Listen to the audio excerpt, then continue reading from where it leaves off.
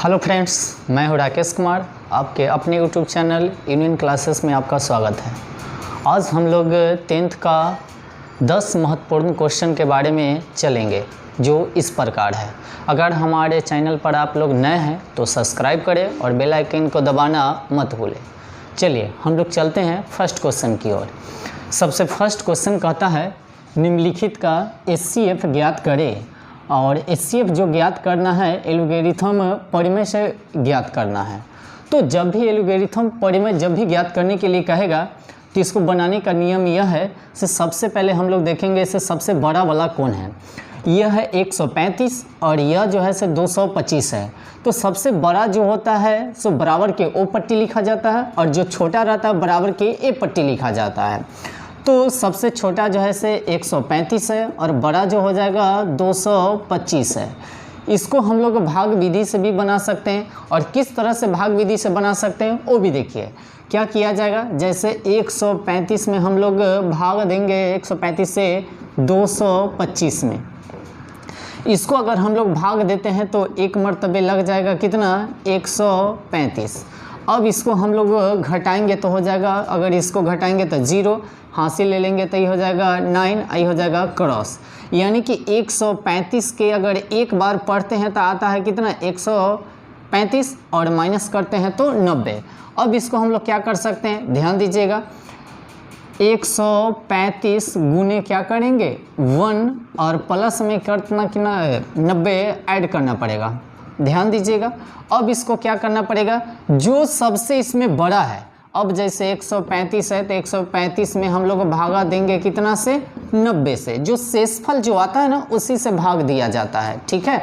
तो 90 से अगर हम लोग भाग देते हैं तो 90 से अगर भाग देंगे तो एक मर्तबे लगेगा कितना, 90। अगर इसको हम लोग कैलकुलेशन करते हैं तो देखिए 5 में से अगर 0 को घटाएंगे तो आ जाएगा 5 और 3 में से अगर 9 नहीं घटेगा तो एक हासिल ले लेते हैं तो ये हो जाएगा कितना, 13। 13 में से अगर 9 अगर चल जाएगा तो बचेगा कितना, 4, यानी कि बचा कितना, 45। अब इसको हम लोग क्या करेंगे से देखिए, 90 गुने कितना करना पड़ेगा 1 और प्लस में हम जो शेष होता है उसको ऐड कर देते हैं, ठीक है। ये कब तक क्रिया करना है, जब तक कि शेषफल 0 ना आ जाए तब तक। अब इसको क्या करना है, 45 है और 45 में हमको कितना से भागा देना है, 45 से, यानी कि शेष आया उतना ही। 45 में अगर 45 से भागा देते तो एक मर्तबे 45 और शेष आ जाता है 0। 0 आ गया तो इसका कहने का मतलब है 45 गुने 1 और प्लस में शेष 0। तो 0 आ गया, उसी समय आंसर इसका हो जाएगा, यानी कि HCF जो होगा इसका आंसर जो होगा 45 होगा, ठीक है। अब हम लोग चलते हैं नेक्स्ट क्वेश्चन की ओर। क्वेश्चन कहता है, ध्यान दीजिएगा, संख्याओं को अभाज्य गुणनखंडों के गुणनफल के रूप में लिखना है। माने इसको गुणनखंड करना है और इसको गुणनफल के रूप में लिखना है। तो आइए क्वेश्चन चलते हैं। 140 है, अगर इसको अगर हम लोग तोड़ेंगे तो तोड़ने के बाद यानी कि 2 से तोड़ते हैं तो हो जाएगा 70, 2 से तोड़ते हैं तो हो जाएगा 35 और 2 से नहीं टूटेगा तो हम लोग 3 से, तो 3 से अगर टूटता है 3 से नहीं टूटेगा तो एक बार अब टूटेगा 5 से, तो 5 से टूटेगा तो 7 5 35, अब टूटने वाला नहीं है। अब इसका आंसर जो होगा गुणनफल के रूप में कहता है, यानी कि गुना के रूप में इसको हम लोग लिख सकते हैं 2 गुने 2 गुने 5 गुने कितना 7। गौर कीजिएगा 2 जो है से 2 बार है तो 2 की पावर 2 लिख सकते हैं, गुने कितना है 5 है तो 5 और गुने 7 है तो 7। यही हो गया इसका, यानी कि 140 का गुणनखंडों का कथी, गुणनफल रूप, ठीक है। तो गुणनफल के रूप में हो गया। क्वेश्चन नंबर 2 कहता है 156। ध्यान दीजिएगा, गौर कीजिएगा, गौर फरमाइएगा, ठीक है। क्वेश्चन नंबर 2 कहता है 156। 156 को अगर हम लोग तोड़ते हैं तो 2 से तोड़िएगा तो हो जाएगा 7 दूना 14 और 1 गया तो 16, ये हो जाएगा 8 दूना 16। ध्यान दीजिएगा, अगर इसको फिर हम 2 से तोड़ते हैं तो 2 से तोड़ने का नियम होता है, ध्यान दीजिएगा, 2 से तोड़ने का विभाज्यता के नियम होता है, जिसके इकाई स्थान पर अगर 2 से पूरा पूरा भाग लग जाता है तो वह संख्या 2 से पूरा पूरा विभाजित तो हो जाएगी।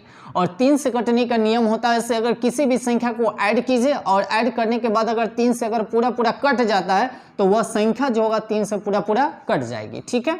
अब चलते हैं 2 से अगर चलिएगा तो 3 दूनी हो जाएगा 6 और इसमें का 1 जाएगा तो इसमें हो जाएगा 18, तो 9 दूनी हो जाएगा 18। अब इसको अगर तोड़िएगा तो 13, तो 13 से टूटेगा 13 तिया 39, या 3 से भी हम लोग तोड़ सकते हैं, 3 से तोड़ेंगे तो 13 मरतबे बस।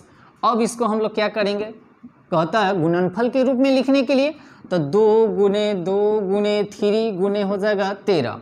इसमें भी देखिएगा 2 जो है से 2 बार है, तो इसको 2 के पावर 2 करेंगे और 3 और गुने हो जाएगा 13। हो गया। चलिए हम लोग चलते हैं नेक्स्ट क्वेश्चन की ओर आते हैं।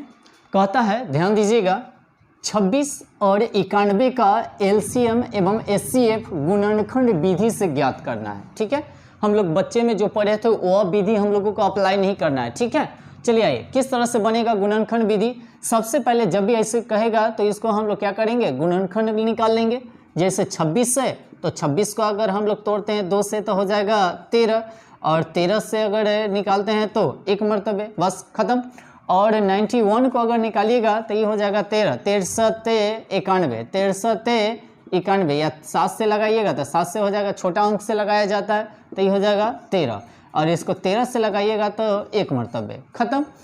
अब देखिए कैसे एलसीएम और एचसीएफ ज्ञात किया जाता है। तो सबसे पहले हम लोग निकालेंगे एचसीएफ। एचसीएफ यानी कि जो दोनों में मिलता है उसी को एचसीएफ कहा जाता है, और जो एलसीएम जो हुआ, जो न मिला सो भी और मिला वो भी, दोनों जो होता है वह एलसीएम होता है। तो सबसे पहले यहाँ पर देखिए जैसे 26 हुआ, तो 26 को अगर हम लोग तोड़ें तो 2 गुने 13 गुने 1 हुआ, और 91 को अगर हम लोग तोड़े तो ये हो गया 7 गुने 13 गुने हो जाएगा 1। अब देखिए जो दोनों में मिल रहा है, यानी कि 13 और 13 मिल रहा है, इसका मतलब और कोई मिल रहा है नहीं ना मिल रहा है, तो 13 जब मिला तो दोनों जो हो, दोनों के बदला एक लिखेंगे 13, यानी कि एचसीएफ हो जाएगा हम लोगों का 13।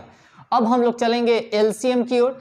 एलसीएम जो होता है, जो मिला सो भी, तो मिला एक कै 13 मिला, और कै न मिला तो न मिला तो कै नहीं मिला, 2 नहीं मिला, कै नहीं मिला तो 7 नहीं मिला।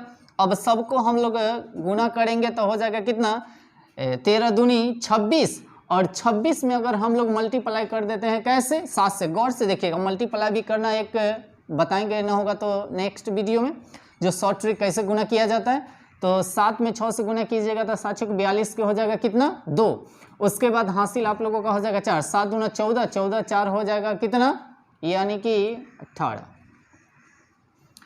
यानी कि गुना करके आता है 182, यानी कि एलसीएम जो होगा आप लोगों का हो जाएगा 182, और एचसीएफ जो होगा से 13 होगा। ठीक है, चलते हैं हम लोग नेक्स्ट क्वेश्चन की ओर। इससे पहले हम जो बनाए थे 2 गो वाला बनाए थे, इस बार जो है एलसीएम और एचसीएफ ज्ञात करने वाला है जो 3 गो वाला है। तो 2 वाला पूछे तो, या 3 वाला पूछे तो, 4 वाला पूछे तो, बनाने का नियम वही है। ठीक है, तो हम लोग चलते हैं क्वेश्चन को आगे सोल्व करते हैं।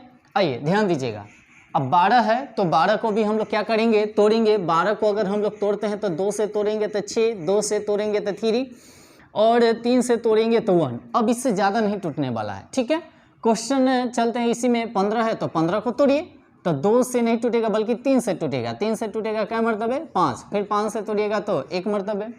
अब 21 है तो 21 को भी हम लोग तोड़ लेते हैं। 21 को तोड़ लेते हैं तो इसको तोड़ेंगे 3 से, तो 3 से टूटेगा 7 मरतबे, 7 या 21, और 7 से तोड़िएगा तो 1 मरतबे। ठीक है, टोटल टूट गया। अब बनाएंगे कैसे, तो सबसे पहले इसको हम लोग लिख लेते हैं। जैसे 12 है तो 12, और 12 जो टूटा क्या क्या से टूटा, तो 2 से, फिर 2 से, फिर 3 से। ठीक है, 1 ना भी लिखेंगे तो चलेगा, 1 को हम लोग भगवान मानेंगे। ठीक है, और भगवान को हम लोग देखते नहीं हैं, एक लिख भी सकते हैं और ना भी लिख सकते हैं। ठीक है, अब क्वेश्चन नंबर चलते हैं 15, यानी कि 15 वाला को देखिए क्या कैसे तोड़े हैं, 3, और ये हो जाएगा 5, वो उसके बाद 1 फिर नहीं लिखेगा तो भी चलेगा। उसके बाद आ जाइए 21 है, 21 को 2 गुने हो जाएगा 7, सॉरी यानी कि 3 गुने हो जाएगा 7, एक न भी लिखेंगे तो चलेगा। अब इसमें हमको निकालना है एचसीएफ और एलसीएम। तो ध्यान दीजिएगा, एचसीएफ निकालने का नियम अभी हम थोड़ा देर पहले बताए हैं, जो तीनों में मिलेगा। इससे पहले 2 गो में मिला था, 2 गो क्वेश्चन था तो 2 गो में मिला, और 3 गो है तो 3 गो में जो मिलेगा वही हम लोगों का एचसीएफ होगा। तो मिला, देखिए 3 इस तरह से मिल गया, यानी कि 3 मिला, इसका मतलब ऐसे एचसीएफ हो जाएगा 3, और कोई भी संख्या नहीं मिल रही है। तो हम लोग चलेंगे एलसीएम के बारे में। एलसीएम निकालने का नियम होता है जो मिला सो भी और न मिला वो भी। गौर कीजिएगा, ये 3 है तो 3, और कौन संख्या नहीं मिला तो 2 नहीं मिला, और कितना नहीं मिला, फिर 2 नहीं मिला, फिर कै नहीं मिला, 5 नहीं मिला, फिर कितना तो 7। अब आइए गौर कीजिएगा बनाने का नियम। अब इसको मल्टीप्लाई कीजिए, 3 दूनी हो जाएगा 6, और 6 दूनी हो जाएगा 12, और 12 पचे हो जाएगा 60, और 60 में अगर 7 से गुना कीजिएगा तो 7 छक 42, यानी कि 420। ठीक है, अगर इसमें दिक्कत होगा तो बताइएगा। एलसीएम और एचसीएफ बहुत ही इंपॉर्टेंट होता है, हर एग्जाम में पूछा जाता है। ठीक है, तो चलिए हम लोग चलते हैं नेक्स्ट क्वेश्चन की ओर आते हैं। कहता है क्वेश्चन, गौर कीजिएगा, गौर फरमाइएगा। चलिए आइए ध्यान दीजिएगा, हमको कहता है 17 बटे कहता 8 को दशमलव प्रसार जो होगा शांत है अथवा अशांत। कैसे जानेंगे शांत है और कैसे जानेंगे इसे अशांत है? तो बनाने का नियम होता है, और किस तरह से बनाएंगे उसको देखेंगे। शांत का मतलब होता है पूरा पूरा कटना चाहिए, और अशांत का मतलब होता है पूरा पूरा कटना नहीं चाहिए। अगर कोई भी संख्या अगर पूरा पूरा कट गया तो समझिए इसे शांत है, और पूरा पूरा न कटा तो अशांत है। जस्ट लाइक टू जैसे एग्जाम्पल चलते हैं, अगर देखिएगा मुर्गी को अगर हलाल किया जाता है तो हलाल करने के दौरान अगर एक बार अगर पूरा पूरा रेत देता है ना, तुरंत जो है से शांत हो जाता है। अगर थोड़ा सा अगर काट कर छोड़ दिया जाए तो बेचारा फटर फटर इन्ने ओने पंख मारे चलेगा, यानी कि जल्दी माने वो शांति नहीं होगा, इन्ने जाएगा खुद का धक्का होने जाएगा, है ना। उसी प्रकार यह भी है। तो कहता है इतना इतना को दशमलव प्रसार जो होगा से शांत होगा अशांत। तो चलिए हम लोग चलते हैं, बनाते हैं किस तरह से शांत है या अशांत है उसको देखते हैं। यह हो जाएगा 8 है तो नीचे वाला से ही ऊपर वाला में भाग दिया जाता है, इतना बात दिमाग में बैठा लीजिएगा। ठीक है, तो 8 में हम भागा देंगे कितना से, 17 से। अब देखिए क्या मर्तबे लगेगा, 8 दूना 16, यानी कि 2 मर्तबे तो लग ही रहा है ना, तो 16। ध्यान दीजिएगा पॉइंट में कैसे निकाला जाएगा सो। उसके बाद इतना में से इतना को हम लोग घटाते हैं तो 1, ये हो जाएगा क्रॉस। अब देखिए 8 से तो 1 नहीं लगेगा, जब नहीं लगेगा तो यहाँ पर देना पड़ेगा 0, और जब यहाँ पर 0 बैठाएंगे तो यहाँ पर दिया जाएगा दशमलव, यही पॉइंट हुआ ना। अब 8 के कई मर्तबे पढ़िएगा से 10 लगेगा, तो 8 के 1 के मर्तबे ना, तो ये यानी कि 1 मर्तबे हो जाएगा बावड़े 8। ध्यान दीजिएगा 10 में से अगर 8 को घटाते हैं तो बचेगा 2, और फिर लगाइए, अगर लगाने के बाद यहाँ पर फिर आता है 0। अब देखिए 8 के कितना बार पढ़ेंगे से 20 लग जाएगा, तो 8 दूना हो जाएगा कितना 16, घटाएंगे तो हो जाएगा कितना 4, और ये हो जाएगा फिर क्रॉस। फिर यहाँ पर 0, तो 0 फिर देखते हैं, तो 0 कहने का मतलब ऐसे 8 पचे 40, यानी कि पूरा पूरा कट गया। अगर कट गया तो समझिए इसे शांत है।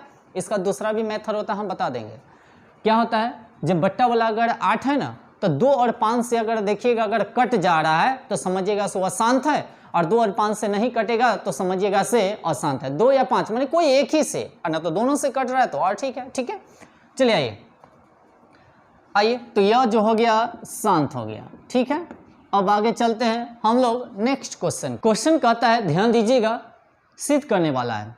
प्रत्येक एग्जाम में ये सब क्वेश्चन जो है से बार बार पूछा जाता है। ये सब रिपीट क्वेश्चन है, माने एक एग्जाम में नहीं तो ये नहीं एग्जाम में तो नेक्स्ट एग्जाम में, माने बार बार क्वेश्चन जो है सब पूछा जाता है। आइए सिद्ध करने वाला एगो न एगो क्वेश्चन आप लोगों को आ जाएगा। तो इसको हम कैसे सिद्ध करें कि यह एक संख्या जो है सब अपरिमेय संख्या है। आइए गौर कीजिएगा सभी आदमी, गौर फरमाइएगा। कहता है सिद्ध करे कि 7√5 एक अपरिमेय संख्या है। तो सिद्ध करने का नियम क्या है, ध्यान दीजिएगा। सबसे पहले अगर ये अपरिमेय संख्या कहता है मानने के लिए, माने सिद्ध करने के लिए, तो हम लोग अपना मन से उसका अपोजिट मानेंगे। अगर वो कहेगा पश्चिम जाने के लिए तो हम लोग जाएंगे पूरब, यानी कि कहता अपरिमेय संख्या सिद्ध करने के लिए तो हम इसको मानेंगे परिमेय संख्या। कैसे मानेंगे, ध्यान दीजिएगा, गौर कीजिएगा सभी आदमी। लिखेंगे माना कि 7√5 एक परिमेय संख्या है। क्या है, परिमेय संख्या है। तो परिमेय संख्या किसको कहा जाता है, जो p बटा q के रूप में हो उसे परिमेय संख्या कहेंगे, और p बटा q के रूप में न हो उसे अपरिमेय संख्या कहेंगे। आइए ध्यान दीजिएगा, तो ध्यान देते रहिएगा। 7√5 बराबर हो जाएगा p बटा q के मतलब हुआ परिमेय संख्या। अब आ जाइए ध्यान दीजिएगा, अब क्या करेंगे, हम लिखेंगे दोनों तरफ वर्ग करने पर यानी कि दोनों तरफ वर्ग करने पर। चलिए वर्ग करते हैं हम लोग, ध्यान देते रहिएगा। 7√5 इसका भी वर्ग कर देते हैं, बराबर है तो बराबर, P/Q है तो P/Q इसका भी वर्ग कर देते हैं, दोनों का वर्ग कर दिए। ध्यान दीजिएगा शॉर्ट मेथड है ये, ठीक है ना। ध्यान दीजिएगा, बनाने के लिए कुछ और बहुत सारा भाषा लिखना पड़ेगा, बाकी हम शॉर्ट मेथड से बता रहे हैं ताकि आप लोगों को अच्छा से समझ में आ जाए। अब ध्यान दीजिएगा 7 के अगर स्क्वायर कीजिएगा, यानी कि दोनों पर स्क्वायर है, दोनों पर स्क्वायर का मतलब होता है 7 के स्क्वायर करेंगे और √5 का भी स्क्वायर करेंगे, तो बारी बारी से दोनों का क्रिया कीजिएगा, ठीक है ना। तो 7 के स्क्वायर कीजिएगा तो हो जाएगा 49, दोनों के बीच कुछ नहीं है तो मल्टीप्लाई यानी कि गुना के चिन्ह दीजिएगा। अब देखिए स्क्वायर वाला से रूट क्या हो जाएगा, खत्म हो जाएगा, तो खत्म हो गया तो बच गया कितना 5, ठीक है। अब आ जाइए, ध्यान दीजिएगा बराबर है तो बराबर, ये P/Q है तो P/Q, स्क्वायर है तो स्क्वायर, ध्यान देते रहिएगा। अब ये दोनों को मल्टीप्लाई करते हैं तो 9 में 5 से गुना कीजिएगा तो 9 × 5 = 45 के हो जाएगा 5, हासिल हो जाएगा आप लोगों को 4, और 5 चौक हो जाएगा 20, और 20 से 4 हो जाएगा आप लोगों को कितना 24, ठीक है। और बराबर में आ जाता है P/Q और स्क्वायर है तो स्क्वायर, ठीक है। इधर वाला स्क्वायर जो है ना बराबर के ए पट्टी आएगा तो रूट में हो जाएगा, और रूट वाला अगर रहेगा अगर बराबर के ओ पट्टी जाता है तो स्क्वायर में हो जाता है, ठीक है। ये नियम याद कर ले रहिएगा, स्क्वायर वाला ए पट्टी आएगा तो रूट में और रूट वाला जाएगा तो स्क्वायर में, ठीक है। जिस तरह से प्लस वाला रहेगा बराबर के ए पट्टी आता है तो माइनस में, और माइनस वाला जो रहता है सो प्लस में, जब बराबर के ए पट्टी ओ पट्टी ले जाता है तब, ठीक है ना। आइए ध्यान दीजिएगा, गौर कीजिएगा, गौर फरमाइए। सबसे पहले स्क्वायर हटाइएगा तो ये आ जाएगा कितना रूट में आ जाएगा, इधर बच गया P/Q। अब देखिए 245 का पूरा पूरा रूट का मतलब होता है वर्गमूल, रूट का मतलब होता है वर्गमूल। इसके चोंच में जो है ना 2 छुपल रहता है, चोंच में जो है क्या छुपल रहता है 2 छुपल रहता है, ठीक है। तो कहने का मतलब है रूट का मतलब होता है वर्गमूल, 245 का पूरा पूरा वर्गमूल नहीं निकलेगा। जब 245 का पूरा पूरा वर्गमूल नहीं निकलेगा इसका मतलब है अपर में संख्या है, अगर पूरा पूरा वर्गमूल निकल गया तो परी में, अगर नहीं निकला तो अपर में, तो इतने लिखना पड़ेगा माना कि हमारा मानना गलत था कि 7√5 एक परिमेय संख्या है, परिमेय संख्या है, क्योंकि √245 का पूरा वर्गमूल न निकलने के कारण 7√5 एक अपरिमेय संख्या है। दोस्तों भाषा जो है इसे लिखना ही पड़ेगा, जब तक भाषा नहीं लिखेगा तब तक ये क्लियर नहीं होगा, ठीक है। तो अच्छा से ध्यान से देखिएगा। तो चलते हैं हम लोग नेक्स्ट क्वेश्चन 7 की ओर, ठीक है। आइए क्वेश्चन नंबर 7। अब तक हम लोग 6 क्वेश्चन पढ़ चुके हैं। 7 नंबर में कहता है क्वेश्चन, ध्यान दीजिएगा, x² - 2x - 8 का शून्य ज्ञात करें। शून्य ज्ञात करने का मतलब होता है जो x का मान ज्ञात करना होता है, और किस तरह से x का मान ज्ञात करेंगे उसको हम लोग ध्यान देंगे, ठीक है। आ जाइए गौर कीजिएगा, गुणनखंड के बारे में आप लोग जानते ही होंगे, तो गुणनखंड इसको निकालते हैं। देखिए किस तरह से गुणनखंड निकाला जाता है, एक नंबर में 3 नंबर से मल्टीप्लाई किया जाएगा तो 8 में x² से गुना कीजिएगा तो 8x²। इसको ऐसा 2 बराबर भागों में तोड़ना होता है कि कहने का मतलब जोड़ कर या घटा के, या ये दोनों में से एक ही क्रिया कीजिएगा, या तो जोड़ का आना चाहिए नहीं तो घटा के आना चाहिए, -2। तो आ जाइए इसको अगर हम लोग तोड़ते हैं तो 4 दूनी कितना हो जाएगा 8, और 4 और 2 को जोड़िएगा तो 6 हो जाता है, बाकी हमको लाना है -2, और 4 में से अगर 2 को अगर घटाते हैं तो आ जाएगा 2, तो प्लस में आएगा। ये चलते इसको हम लोग रखेंगे कथी में माइनस में, और इसको रखेंगे प्लस में। अब एकरा में से एकरा घटाइएगा तब माइनस में आ जाएगा कितना 2। ध्यान दीजिएगा, गौर कीजिएगा। अब x² माइनस में लिखना पड़ेगा कितना 4x, और इसको प्लस में लिखना पड़ेगा 2x और माइनस में हो जाएगा 8। ठीक है, दो गो x है तो एगो x को हम लोग बाहर लिखेंगे और एगो x को अंदर लिखेंगे। माइनस है तो माइनस, और ये 4x है तो x तो हम लोग बाहर कॉमन ले लिए तो बचा कितना 4।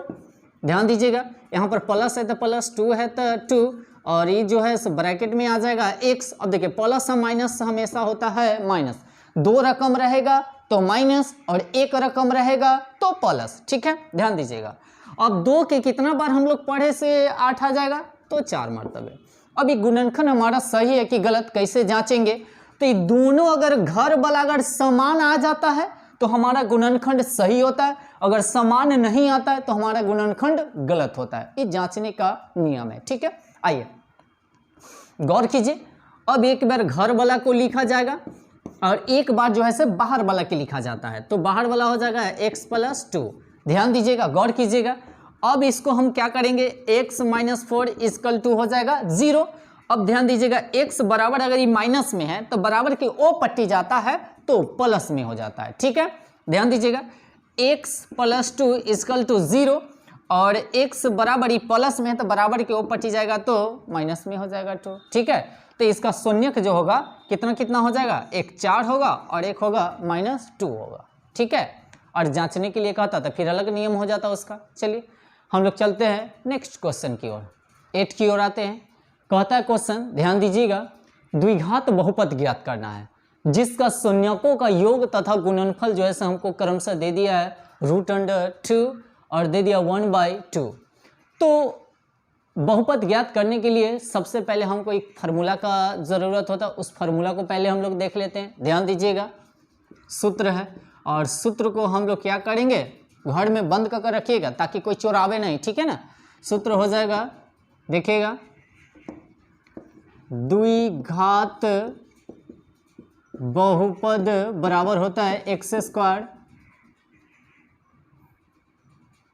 Minus alpha plus beta x और प्लस में हो जाएगा अल्फा इंटू बीटा = 0। ध्यान दीजिएगा, अब इसमें अल्फा प्लस बीटा और अल्फा इंटू बीटा किसको माना जाएगा, गौर कीजिएगा, बनाने का नियम है। तो इतने कह दिया योगफल, तो योगफल वाला को अल्फा प्लस बीटा मानेंगे और गुणनफल वाला को हम लोग मानते हैं अल्फा इंटू बीटा। तो यानी कि अल्फा प्लस बीटा के जगह हमको रखना पड़ेगा √2 और अल्फा इंटू बीटा के जगह रखना पड़ेगा 1/3। ध्यान दीजिएगा, अब इसी फार्मूला पे अप्लाई हम लोग करते हैं। आइए गौर कीजिए, x² है तो x², माइनस है तो माइनस, अल्फा प्लस बीटा तो अल्फा प्लस बीटा के जगह हो जाएगा √2, और x है तो x, प्लस है तो प्लस, अल्फा इंटू बीटा तो अल्फा इंटू बीटा के जगह हो जाएगा 1/3 = 0। ध्यान दीजिएगा, इसमें क्या करना है, एकरा में यानी कि √2 में x से मल्टीप्लाई कीजिएगा तो आ जाएगा कितना, ध्यान देते रहिएगा, माइनस में √2x प्लस में 1/3 है तो 3।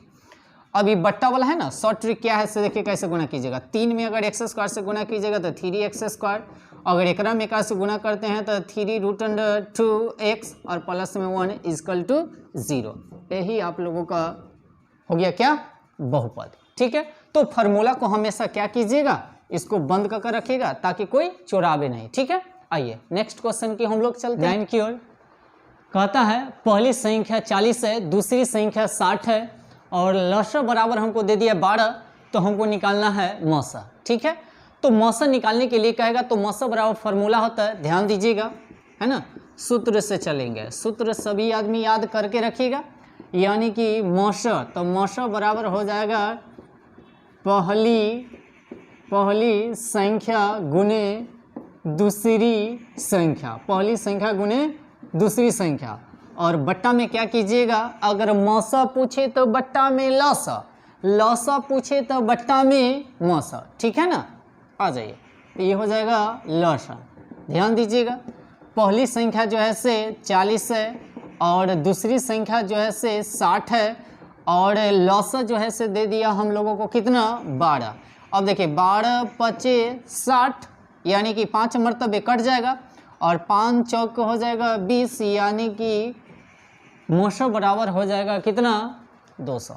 ठीक है, आइए क्वेश्चन नंबर नेक्स्ट की ओर चलते हैं। आप लोग कहिएगा से लसा से ज़्यादा मौसा कैसे हो गया, तो ये बनाने का कैलकुलेशन है और अंक पर डिपेंड करता है, ठीक है। आइए क्वेश्चन नंबर नेक्स्ट की ओर आते हैं हम लोग, यानी कि 10 कहता है ऑप्शन नंबर ए में दे दिया है √16, रूट अंडर बी नंबर में दे दिया √9 और सी में दे दिया है पाई, है ना। पाई का मान जो होता है इसे 22/7 होता है और डी बराबर यानी कि दे दिया, डी में दे दिया ऑप्शन में 22/7।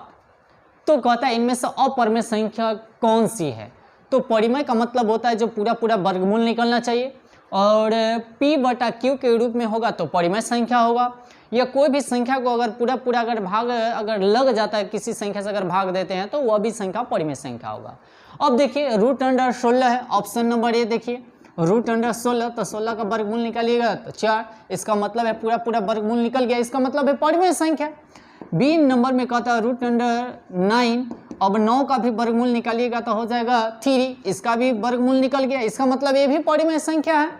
अब कहता है सी नंबर में कहता है पाई, पाई जो होता है सो अपरिमेय संख्या होता है, बाकी इसका मान जो होता है 22/7 जो होता है यह परिमेय संख्या होता है, ध्यान दीजिएगा। और ये हो जाएगा अपरिमेय संख्या, ठीक है। तो पाई, पाई का मतलब होगा अपरिमेय और इसका मान जो होता है 22/7 कल के P/Q के रूप में, ये चलते ये हो जाएगा अपरिमेय संख्या। चलिए आप लोगों को वीडियो कैसा लगा, अगर आप लोगों को वीडियो अच्छा लगा तो लाइक करें, सब्सक्राइब करें और जितना हो सके अपने कहने का मतलब दोस्त महिम के यहाँ जो है से वीडियो जितना से जितना हो सके शेयर कीजिए और सब्सक्राइब करें और बेल आइकन को दबाना मत भूलें।